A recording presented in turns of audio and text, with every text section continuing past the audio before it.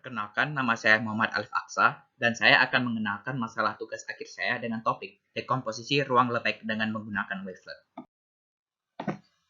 Flashback sedikit, pada mata kuliah pengantar persamaan diferensial atau pengantar analisis kompleks, kita telah mempelajari untuk fungsi-fungsi tertentu yang cukup bagus. Kita dapat merepresentasikannya dengan deret Fourier berikut. Deret yang pertama merupakan versi realnya, dan deret di bawahnya merupakan versi kompleks. Perhatikan bahwa komponen-komponen pada deret Fourier ini pada dasarnya merupakan fungsi yang serupa, hanya berbeda pada skala dan lokasinya. Ingat, fungsi sin itu merupakan translasi dari cos. Tetapi, tidak semua fungsi bersifat bagus dalam tanda kutip. Bagaimana jika kita memiliki fungsi yang lebih general daripada fungsi yang dapat di deret Fourier-kan dalam tanda kutip? Bagaimana kita dapat memecah-mecah fungsi tersebut sebagai penjumlahan fungsi-fungsi yang serupa, hanya berbeda pada skalanya saja? Sebelum kita membahas dekomposisi yang diinginkan, kita perlu mendefinisikan kelas-kelas fungsi terlebih dahulu. Yang pertama adalah ruang Lebesgue. Suatu fungsi f dari real ke real atau kompleks disebut terintegralkan Lebesgue jika integral dari modulus fx dari minus tahingga sampai tahingga nilainya berhingga. Ruang fungsi yang terintegralkan Lebesgue ini dinotasikan sebagai S1R. Sebenarnya definisi terintegralkan Lebesgue ini lebih rumit daripada berikut, karena memerlukan konsep measure atau ukuran. Anggota-anggota kelas L1 ini sebenarnya juga bukan merupakan fungsi secara persisnya, melainkan kelas-kelas ekuivalensi fungsi yang juga menggunakan konsep measure. Tetapi untuk presentasi ini, definisi berikut dirasa cukup untuk pemahaman awal. Pada pendefinisian ruang fungsi L1, kita tertarik dengan integral dari modulus fx. Bagaimana dengan integral dari modulus fx kuadrat?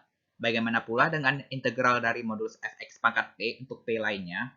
Secara garis besar, suatu fungsi f berada pada ruang LP dengan 1 lebih kecil dari p lebih kecil dari tahingga jika integral dari modulus fx pangkat p nilainya berhingga. Selanjutnya kita flashback lagi, kali ini ke aljabar linear. Masih ingatkah dengan ruang bernorm? Ruang bernorm V besar adalah ruang vektor atas lapangan F yang dilengkapi dengan fungsi norm atau panjang vektor yang memenuhi. Panjang vektor setiap anggota V besar adalah non-negatif, dan satu-satunya vektor dengan panjang 0 hanyalah vektor 0. Kemudian, norm itu juga memenuhi sifat multiplikatif skalar dan sifat subaditif vektor. Ternyata ruang fungsi LP dengan 1 lebih kecil dari P lebih kecil dari tahingga merupakan suatu ruang bernorm dengan norm yang didefinisikan seperti ini.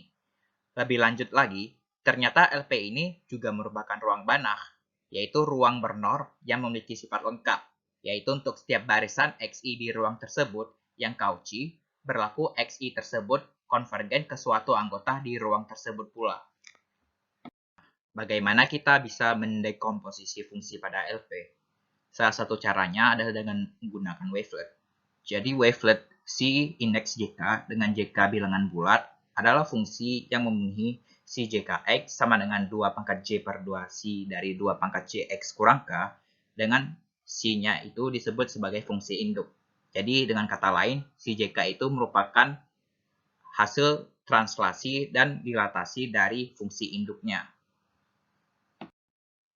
Nah, untuk kasus khusus L2 itu sendiri merupakan suatu ruang hasil kali dalam dengan operasi hasil kali dalam yang didefinisikan sebagai berikut. Nah, L2 ini ternyata juga merupakan ruang Hilbert, yaitu ruang Banach yang normnya berasal dari hasil kali dalam. Nah, induk wavelet C ini merupakan induk wavelet ortonormal jika si JK ini membentuk suatu basis ortonormal bagi L2. Contohnya adalah wavelet Haar seperti ini.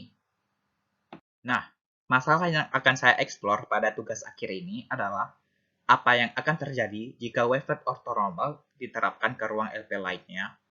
Wavelet seperti apakah yang bisa membentuk basis bagi ruang LP lainnya? Dan seperti apakah karakterisasi dari ruang LP yang menggunakan wavelet? Sekian presentasi masalah tugas akhir saya. Saya ucapkan terima kasih.